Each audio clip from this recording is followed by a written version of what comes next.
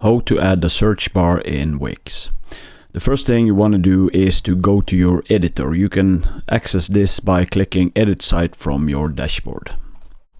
And inside your editor, you want to click Add Apps on the left side here.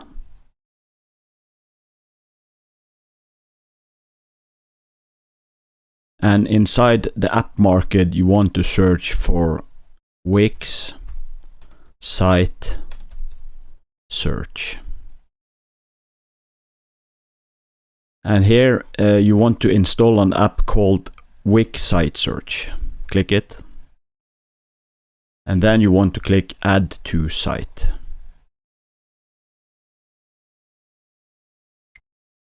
And then you want to click Publish.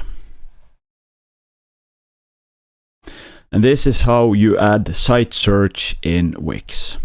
Thanks for watching. Subscribe.